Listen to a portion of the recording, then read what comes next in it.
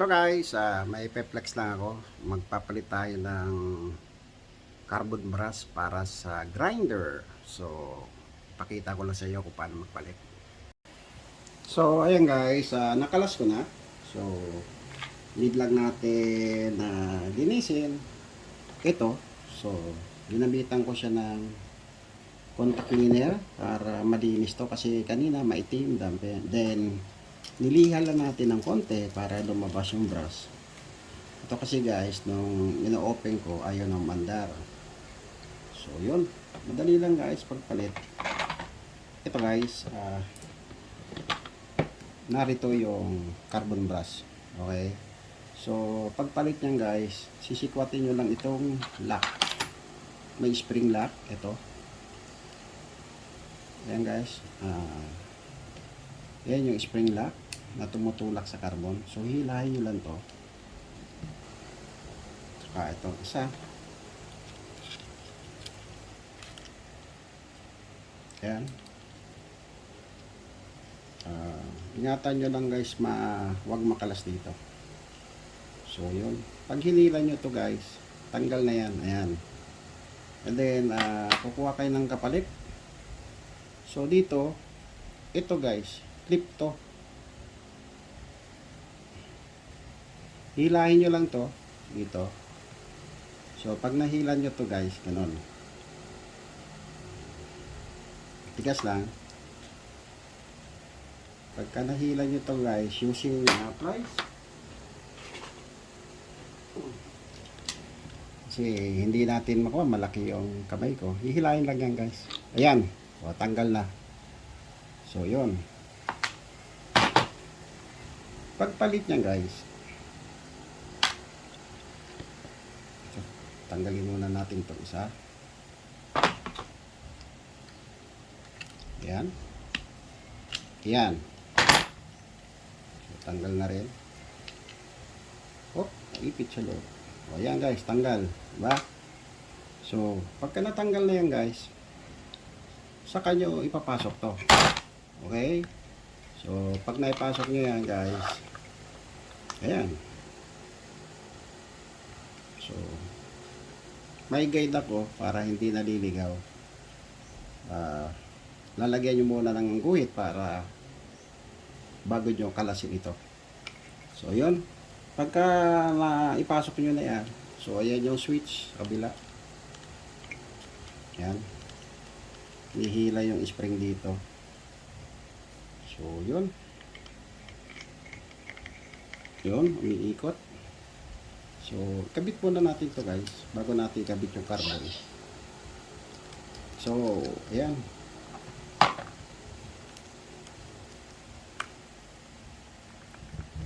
Screw muna natin. So, ayan. Huwag mo muna higpitan. Kabilaan nyo, i-torne nyo para lapat na lapat siya guys. Ayan. Ganyan ang mga technique ng mga nagre-repair pagka may binaklas. So, kabilaan yan guys ito. Para nag-cross lang yung tornilyo. Para lapat siya. So, huwag nyo muna higpitan. Then, tabit nyo yung dalawa pang remaining. So, 4 lang naman yan.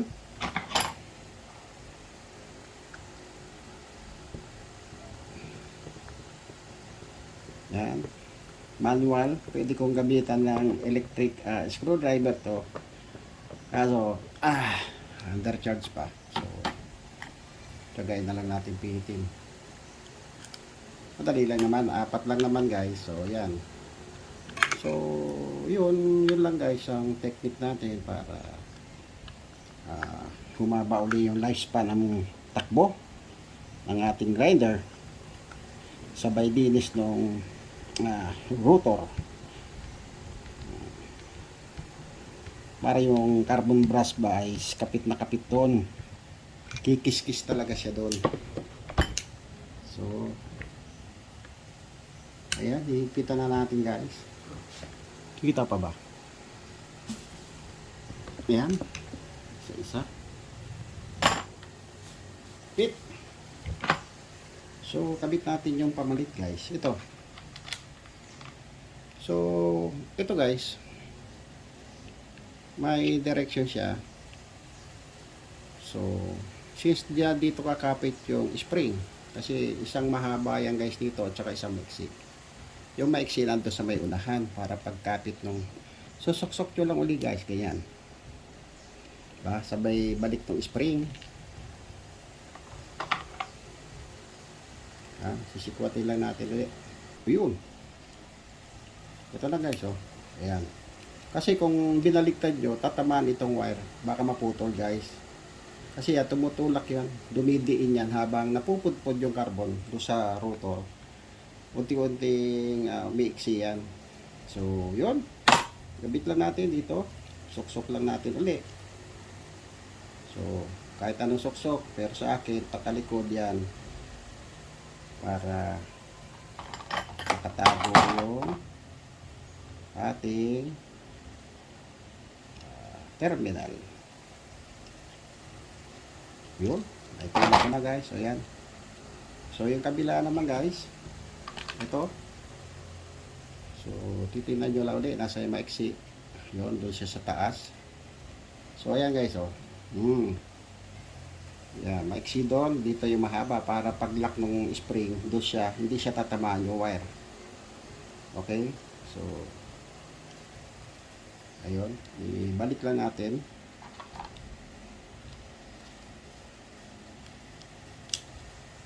Ayan. Okay guys, so hindi siya tinatamaan, malayo, may parang space pa siya para tumulak itong spring. Kasi habang tumatagal yan guys, baka maputol to, baka magkaroon ng damage yung wire nito, magpapalit na naman kayo. So para tumagal din yung carbon, so yan lang guys. Ayan. So malaki to, kailangan long nose lang guys. Hindi ko makita yung long nose ko kasi yung mga gumawa, hindi ko alam kung saan nilagay. So, pinagtsatsaga ko lang yung tamang gamit. Pero guys long nose ang gagamitin para madaling maitulak doon. So, yun. Wala kayong tatanggaling wiring kundi yung carbon brass lang. So, yun. Okay. So, lock na natin guys. Sara na natin. So,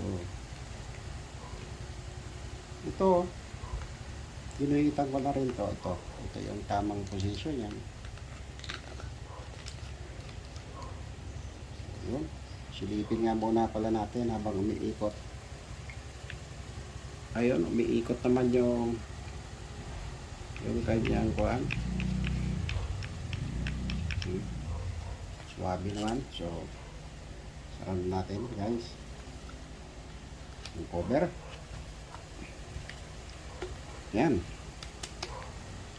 Tornilyo natin ulit dito sa may likuran.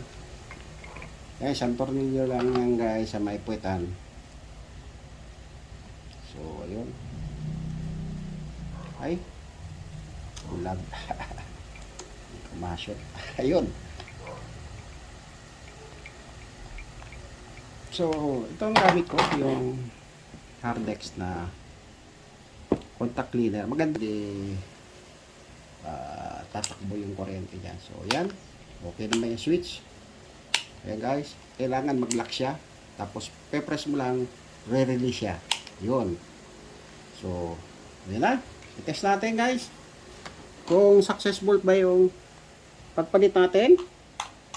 So, DIY lang to guys. Kaysa dalhin ko sa repair shop to. Diba? Ako na lang gagawa kasi kaya naman natin gawin. Simple lang. So, start na natin guys. Yun!